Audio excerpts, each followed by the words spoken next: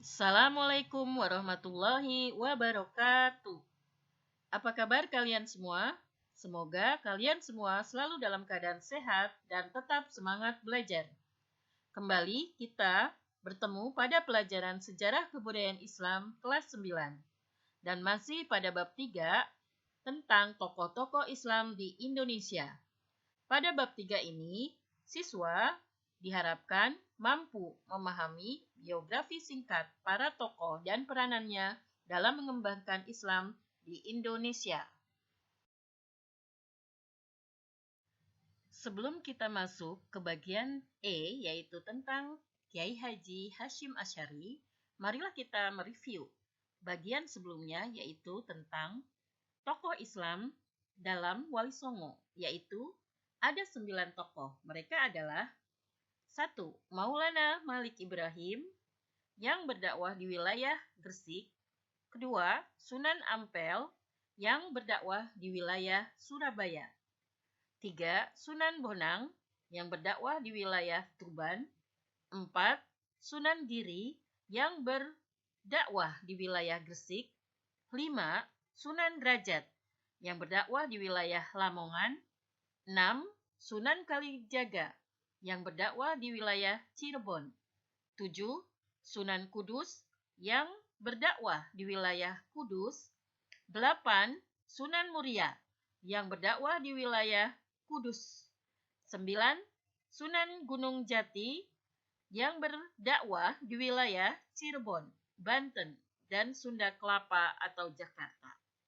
Pada bagian B, kita juga membaca riwayat tentang Abdul Rauf Singkil, seorang tokoh agama Islam yang berasal dari Singkil, Aceh. Dan di bagian C, kita juga membaca tentang tokoh Islam yang bernama Muhammad Arsyad Al-Banjari yang berasal dari daerah Banjar, Kalimantan. Dan selanjutnya di bagian D, yaitu tentang Kiai Haji Ahmad Dahlan yang mendirikan sebuah organisasi Islam terbesar, salah satunya di Indonesia, yaitu Muhammadiyah.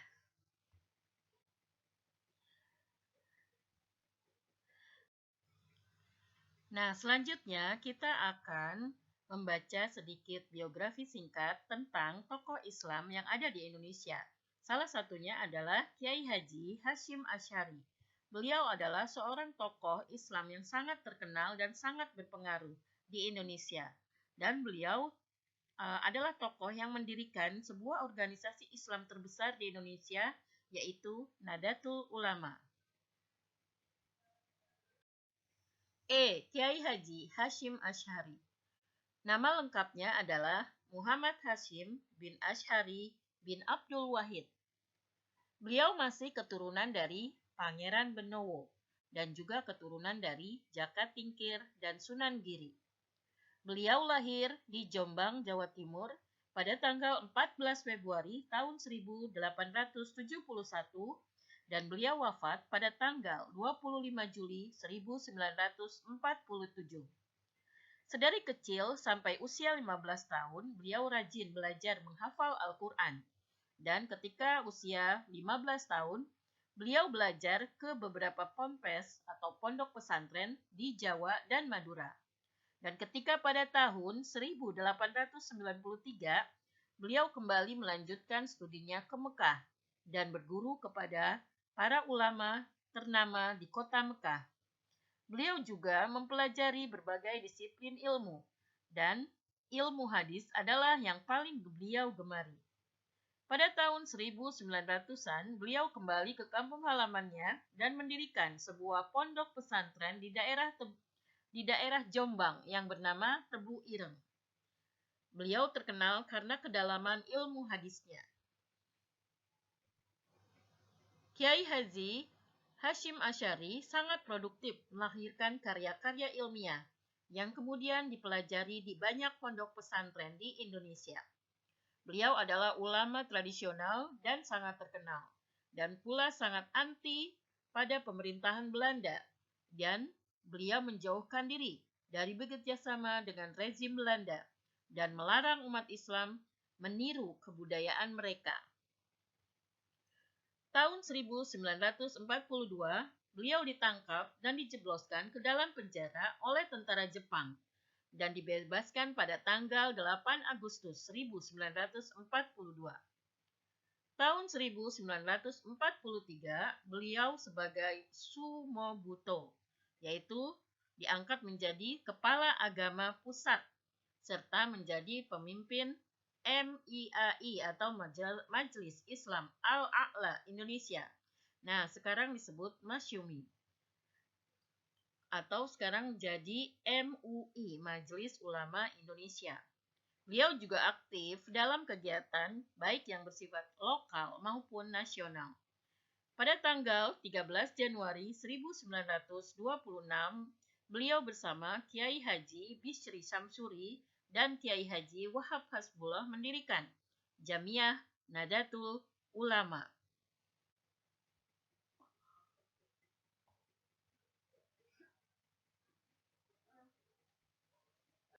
Sampai saat ini, Nadatul Ulama atau NU menjadi organisasi Islam terbesar di Indonesia dan beliau dipercaya sebagai Rois Akbar dan juga memegang jabatan tersebut hingga beberapa periode.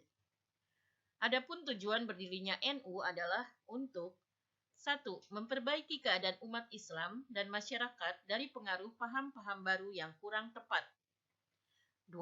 Agar umat Islam dan masyarakat tidak terpengaruh oleh bujukan dan pemikiran pemerintah kolonial Belanda. Awalnya, NU tidak bergerak di bidang politik, hanya bersifat non-kooperatif dengan pemerintah Belanda pada masa itu. Akan tetapi, sejalan dengan perkembangan waktu, Nahdlatul Ulama berkembang menjadi salah satu organisasi politik terbesar di Indonesia, seperti halnya Muhammadiyah. Akhirnya, Nahdlatul Ulama dan Muhammadiyah menjadi organisasi yang sangat populer dan membawa pengaruh yang sangat besar terhadap perkembangan pendidikan dan politik serta kemasyarakatan yang ada di Indonesia. Latar belakang berdirinya NU karena adanya 1. Meluasnya paham-paham Islam yang disebarkan oleh kaum moderat yang kurang tepat. Kedua, perbedaan pendapat antara kaum tradisional dengan kaum moderat yang dapat merenggangkan ukhuwah Islamiyah. Ketiga, perlakuan yang kurang baik dari pemerintah kolonial Belanda terhadap kaum pribumi. Adapun tujuan berdirinya Nahdlatul Ulama adalah memperbaiki keadaan umat Islam dan masyarakat agar tidak terpengaruh oleh paham-paham baru yang kurang tepat. 2. Agar umat Islam dan masyarakat Indonesia tidak terpengaruh oleh bujukan dan pemikiran pemerintah kolonial Belanda.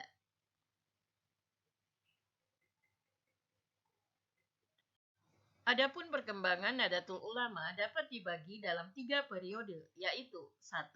Periode awal, yaitu sekitar tahun 1926 sampai dengan 1937. Masa ini disebut sebagai masa pembinaan kepengurusan organisasi. Organisasi ini terdiri dari 2 bagian, yaitu 1. Bagian syuriah, yaitu kaum tua, dan 2. Bagian tansiziyah, yaitu kaum muda. Kemudian pada periode pertengahan, yaitu tahun 1939 sampai dengan 1952, masa ini adalah masa di mana terjadi pertentangan, yaitu 1. Pertentangan antar partai.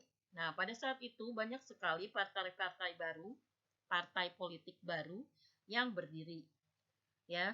Dan di antara partai-partai itu ada yang non-Islam, ada yang Islam, dan ada yang nasionalis.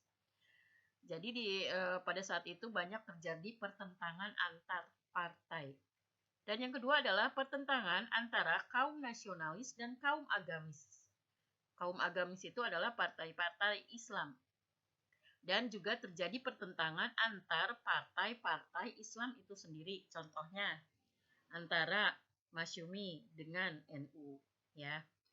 Kemudian yang terakhir adalah periode akhir tahun 1952 sampai dengan sekarang yang disebut sebagai periode modern.